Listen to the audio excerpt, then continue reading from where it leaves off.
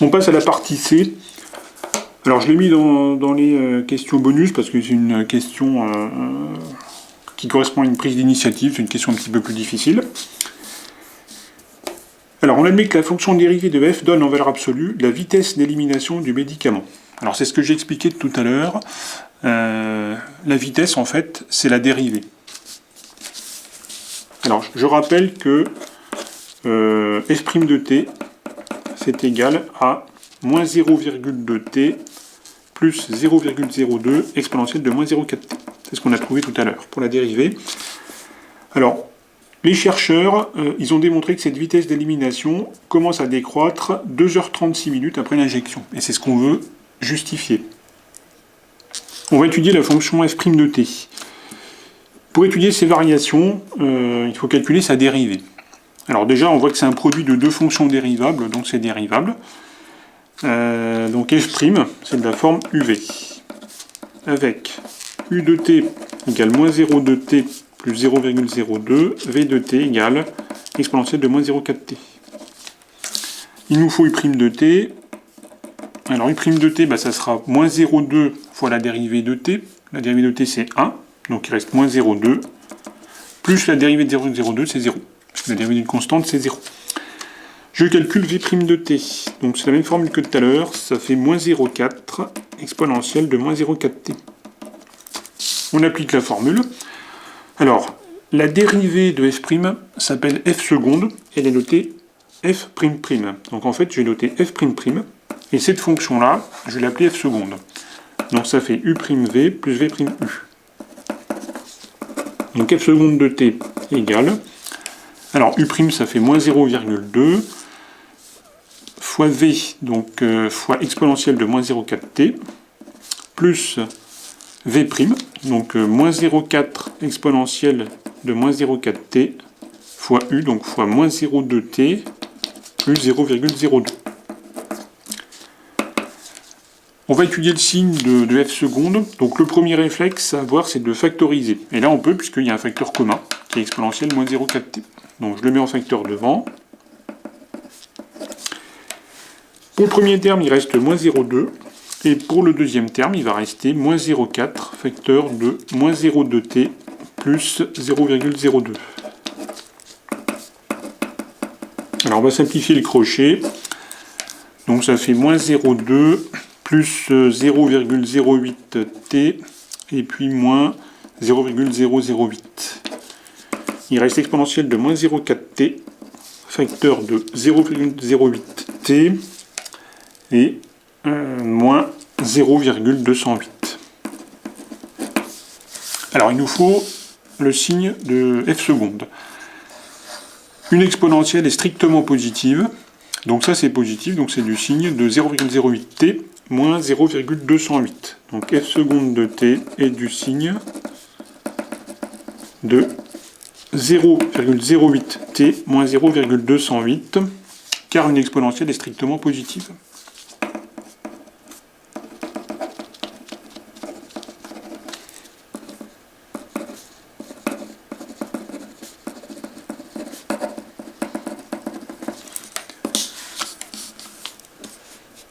Alors je vais chercher où ça s'annule, c'est une fonction affine. Donc 0,08t moins 0,208 égale 0.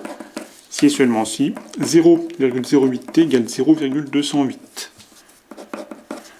Bon, c'est équivalent à t égale 0,208 sur 0,08. Alors on va simplifier ça, il reste 2,6. On fait le tableau de variation.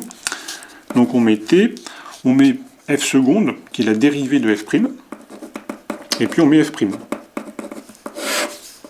Alors, on étudie ça sur 0,24, sur les 24 premières heures, et on a vu que f seconde s'annule en 2,6. Là, je mets le signe de 0,08t moins 0,208.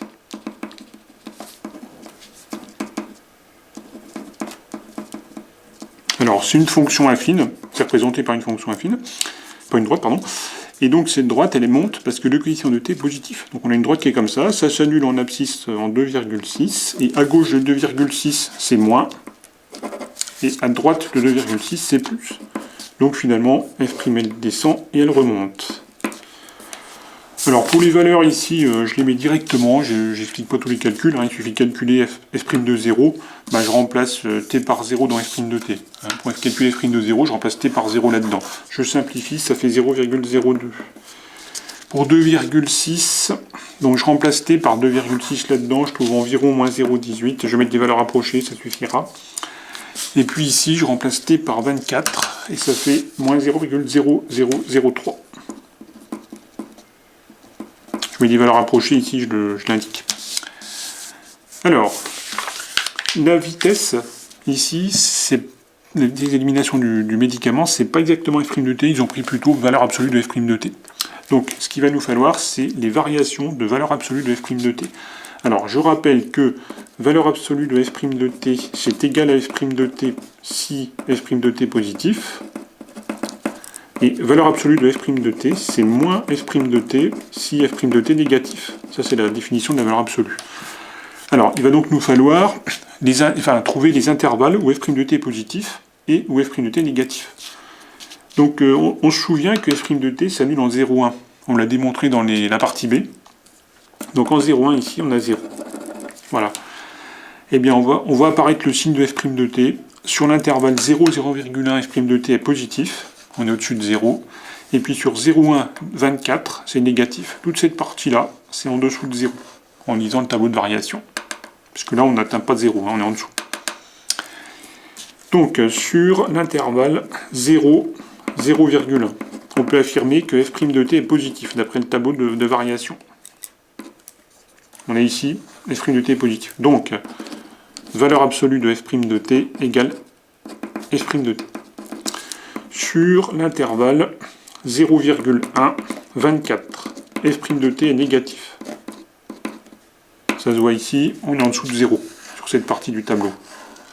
Et donc, la valeur absolue de f' de t, c'est moins f' de t.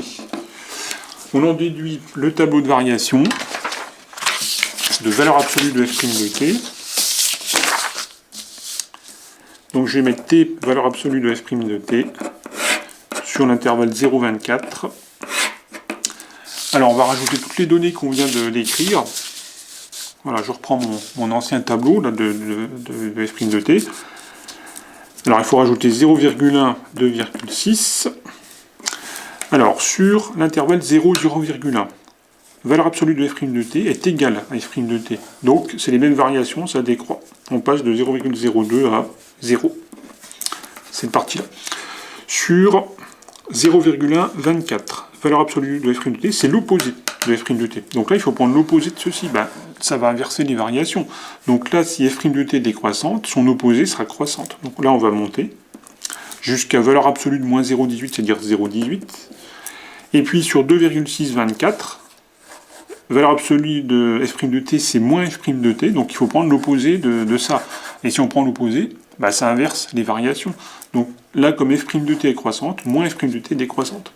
Et on descend jusqu'à 0,0003. Et on obtient les variations de valeur absolue de f' de t qui représentent la vitesse d'élimination du médicament.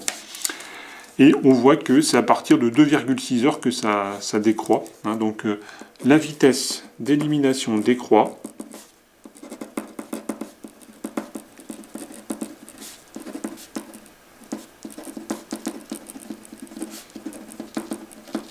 À partir de 2,6 heures. Alors, ça fait 2 heures plus 0,6 heures. 0,6 heures, c'est 0,6 fois 60 minutes. Et 0,6 fois 60, c'est 36. Donc, 2 heures 36 minutes. Et c'est bien ce qui était écrit dans l'énoncé, on a bien démontré l'affirmation.